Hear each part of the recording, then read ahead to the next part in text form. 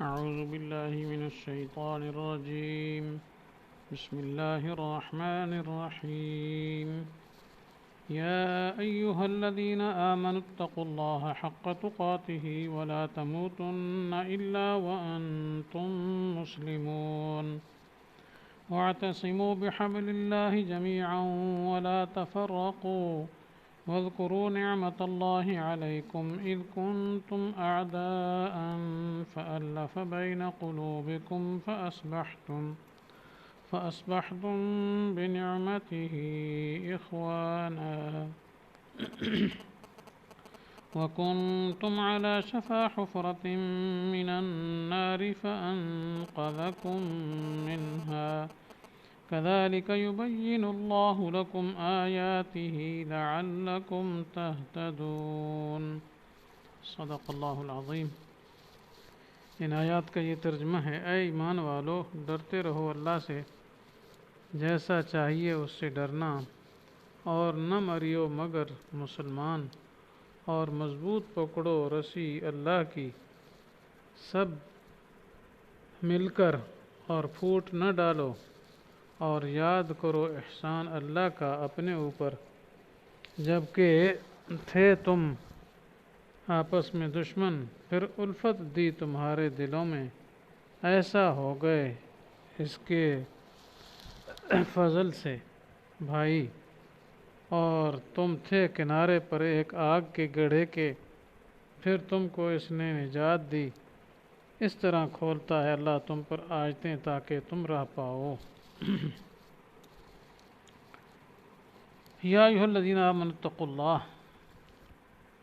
یہاں سے سورت کا دوسرا حصہ شروع ہو رہا ہے. اس میں انفاق کا بیان بھی ہوگا، جہاد کا بیان بھی ہوگا، اور اس کے ساتھ ساتھ جہاد کے مسئلے کو پوری وضاحت سے بیان کیا جائے گا، خصوصاً جنگ احد کا تذکرہ، جنگ بدر کا تذکرہ. لیکن وہ اصل میں ایک شبہ تھا آپ صلی اللہ علیہ وسلم کی رسالت پر، اس کے جواب میں یہ تفصیل کی گئی ہے کہ جیسے پیچھے سے یہ بات چلی آ رہی ہے کہ دشمن جو ہے وہ قرآن پر شبہات کرتے تھے، یہ یہود و نصارہ. ایک شبہ یہ بھی انہوں نے کیا تھا کہ آپ صلی اللہ علیہ وسلم کے بارے میں کہ اگر یہ اللہ کا نبی ہوتا تو یہ کیوں شکست کھاتا احد کے میدان میں، کہ دیکھو احد کے میدان میں ان کو بڑی شکست آئی اور ان کو بڑا نقصان اٹھانا پڑا، ان کے کئی شہید ہو گئے. تو قرآن پاک نے پھر اس کا تفصیلی جواب دیا، اور پورا جنگ کا جو ہے وہ اس میں کافی تفصیلات جنگ کی آ گئی احد کی. تو خلاصہ اس جواب کا یہی تھا کہ اصل میں اللہ تعالیٰ نے تو فتح دے دی تھی، ابتدا میں فتح مسلمانوں کو ہی ہو گئی تھی، باقی فتح جو شکست میں بدلی ہے اس میں اللہ تعالیٰ کی حکمتیں بھی ہیں. اور ظاہری طور پر جو کیا ہے اصل سبب بنا ہے وہ صحابہ کرام سے ایک اجتہادی غلطی ہو گئی، خاص کر وہ جو درے پر کھڑے تھے، تو اس کی وجہ سے اللہ تعالیٰ نے کیا ہے شکست دے دی اور فتح ختم کر دی. تو فتح شکست میں یوں عارضی طور پر بدل دی گئی. تو یہ سبق سکھلانا مقصود تھا کہ اطاعت رسول میں ہی کیا ہے کامیابی ہے. اگر نبی کے حکم سے تھوڑے سے آگے پیچھے ہو گئے تو پھر کامیابی نہیں ہے. تو بہرحال یہ جواب بعد میں تفصیلی آنے والا ہے. تو ابتدا میں ابھی جو پڑھا ہم نے یہاں سے لے کر 2 رکوع تک تقریباً یہ ترغیب الی الجہاد ہے. جہاد کی طرف کیا ہے رغبت دلائی جا رہی ہے، اور سب سے پہلے جہاد میں بنیادی چیز ایمان اور تقوی ہے، اس لیے ایمان اور تقوی اور اتفاق. تو آج کی پڑھی ان 2 آیتوں میں 3 چیزوں کا بیان ہے، یعنی ایمان، تقوی اور اتفاق اور اتحاد. تو یہ خلاصہ ان آیتوں کا جو ابھی پڑھی گئی. تو اس کا مطلب سمجھیے: یا ایھا الذین آمنوا اتقوا اللہ حق تقاتہ. اے ایمان والو، اللہ سے ڈرو جیسے اس سے ڈرنے کا حق ہے. تو ظاہر بات ہے تقوی سب سے اونچا تقوی جو ہے اس کی پہلی قسم جو تقوی کی وہ ہے تقوی عن الشرک، شرک سے بچنا، کفر سے بچنا. تو ظاہر بات ہے کفر شرک سے بچنا تو اس سے ایمان حاصل ہوا.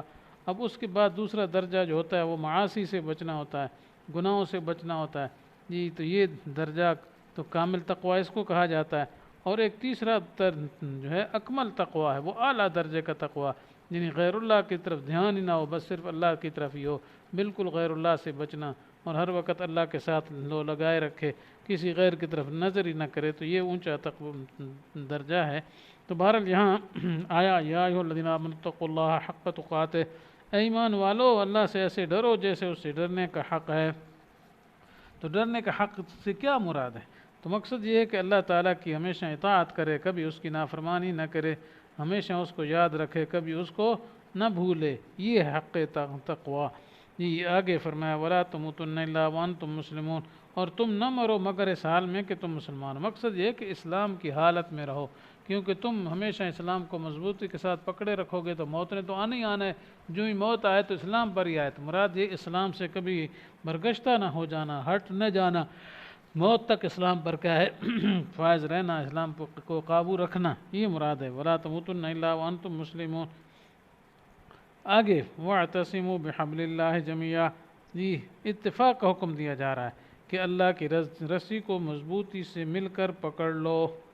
تو وَاعْتَصِمُوا، اعتصام کا مطلب جو ہے کسی چیز کے ساتھ چمٹ جانا، لگ جانا، مضبوطی سے پکڑ لینا۔ تو یہاں اللہ کی رسی سے مراد اللہ تعالیٰ کا دین ہے، قرآن ہے۔ دونوں تفسیریں کی گئیں، یہ بعد نے کہا حبل اللہ ہے الکتاب، کہ اللہ کی رسی سے مراد کتاب اللہ ہے، القرآن قرآن مراد ہے، لیکن ظاہر ہے قرآن ہی تو سارا دین ہے تو وہی قرآن کے ساتھ اور دین کے ساتھ کیا چمٹ جاؤ، ولا تفرقوا، اور اس سے جدا نہ ہو پاؤ، قرآن سے کہیں پیچھے نہ ہو، ادھر ادھر نہ ہو جاؤ، قرآن سے دین سے جدا نہیں ہونا، کسی اور دین کو نہیں اپنانا۔ ایک معنی یہ کیا گیا، یا معنی یہ ولا تفرقوا، آپس میں ایک دوسرے میں پھوٹ نہ ڈالو۔ تو مقصد یہ ہے کہ ایک نقطہ ہے جس پر اتفاق کرنا ہے، وہ ہے اللہ کا قرآن۔ تو اتفاق کس بات پر؟ اللہ کے قرآن کے اوپر اتفاق کرو، جی، کہ نقطہ اتفاق یہ ہونا چاہیے۔ اور پھر کیا ہے، آپس میں ایک دوسرے کی پارٹیاں مت بناؤ، اور الگ الگ گروہ بندی نہ کرو، جماعتیں الگ الگ نہ بناؤ مختلف قسم کی، جن کے عقائد بھی درست نہ ہوں، گڑبڑ ہوں، ایسی جماعتیں نہ بناؤ۔ آگے فرمایا وَاذْكُرُوا نِعْمَتَ اللَّهِ عَلَيْكُمْ إِذْ كُنْتُمْ أَعْدَاءً، اللہ کی نعمت کو یاد کرو جب تم دشمن تھے تو اللہ نے تمہارے دلوں میں الفت ڈال دی۔ تو یہ اصل میں مسلمانوں کو، خصوصاً انصار کو خطاب، یہ صحابہ کرام کی جماعت کے، انصار کے دو قبیلے تھے، اوس اور خزرج، تو ان کی مدتوں سے لڑائیاں آ رہی تھیں، اور کئی صدیوں سے لڑائیاں چل رہی تھیں، ہمیشہ لڑتے ہی رہتے تھے اور مرتے رہتے تھے، یہ کبھی ان کے اتفاق نہیں ہوتا تھا۔ تو اللہ تعالیٰ نے کیا ہے یہ نعمت یاد دلائے کہ دیکھو تم پہلے اتنے لمبے دشمن ہو، صدیوں پر محیط تمہاری لڑائیاں ہیں اور کتنے بڑے نقصانات ہیں، لیکن اسلام کی برکت سے اللہ تعالیٰ نے تمہارے اندر محبت اور الفت کو پیدا فرما دیا۔ فَأَلَّفَ بَيْنَ قُلُوبِكُمْ فَأَصْبَحْتُمْ بِنِعْمَتِهِ إِخْوَانًا، تو اسی اللہ کی نعمت کی وجہ سے تم بھائی بھائی بن گئے۔ ایک تو یہ نعمت ہے جی کہ اللہ نے تمہارے اندر اتفاق و اتحاد کیا ہے وہ پیدا کر دیا۔ دوسرا وَكُنْتُمْ عَلَى شَفَا حُفْرَةٍ مِّنَ النَّارِ، تم دوزخ کے کنارے پر تھے تو اللہ نے اس سے بچا لیا۔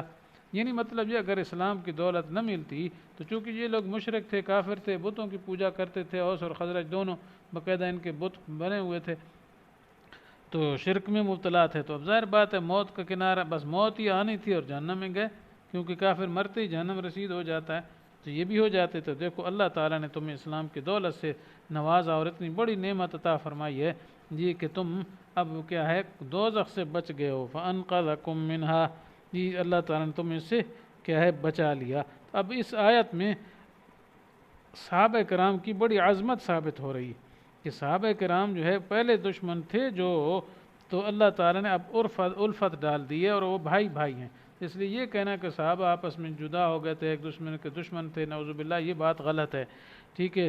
دوسرا یہ کہ اللہ تعالیٰ نے ان کو آگ سے بچا لیا، تو وہ آگ میں نہیں جائیں گے، تو اس کا مطلب یہ صحابہ صلی اللہ علیہ وسلم کے بعد اپنے دین حق پر قائم رہے اور دین حق پر ہی ان کو موت آئی۔ تو اس بنا پر یہ کہنا نعوذ باللہ کہ صحابہ کرام بعد میں دین سے برگشتہ ہو گئے تھے، یہ بات نہایت جاہلانہ بات ہے۔ تو اس لیے صحابہ کا آپس میں پیار تھا، محبت تھی، ہاں کوئی دینی بات کی وجہ سے تھوڑی بہت کیا ہے اختلاف ہوتا رہتا ہے، اس میں تو کوئی حرج نہیں، باقی صحابہ جنتی ہیں یہ، کیونکہ اللہ تعالیٰ فرما رہے ہیں کہ اللہ نے ان کو تم کو جہنم سے بچا لیا۔ فَأَنْقَذَكُم مِّنْهَا، ان کو تم کو ان سے نجات دے دی ہے۔ تو اب ظاہر بات ہے جب اللہ نے نجات دی ہے تو کون لے جا سکتا ہے ان کو پھر دوزخ میں؟ اس لیے صحابہ جنتی ہیں اور صحابہ آپس میں دوست ہیں، آپس میں بھائی بھائی ہیں۔ آگے فرمایا کذالک یبین اللہ لکم آیاتہ، اسی طرح اللہ تعالیٰ بیان کرتا ہے تمہارے لیے اپنی آیات تاکہ تم راہ پاؤ۔ تو مقصد یہ کہ اللہ تعالیٰ کی آیات ہی کے ذریعے انسان صحیح راہ پا سکتا ہے، جی اپنی کیا ہے طرف سے مخترع چیزوں کی وجہ سے انسان راہ نہیں پا سکتا۔ تو اگر راہ پانا ہے تو وہ قرآن کے قریب ہی آنا ہے اور قرآن سے چمٹ جانا ہے، یہ آیت کا خلاصہ ہے، تب راہ ملے گا، ورنہ کبھی راہ نہیں ملتی۔ اللہ تعالیٰ سے دعا ہے کہ اللہ تعالیٰ ہمیں حق تقوی نصیب کرے اور اتفاق و اتحاد نصیب کرے، اور وہ بھی قرآن پاک کے اصول کے مطابق اتحاد نصیب کرے۔ وآخر دعوانا ان الحمد للہ رب العالمین۔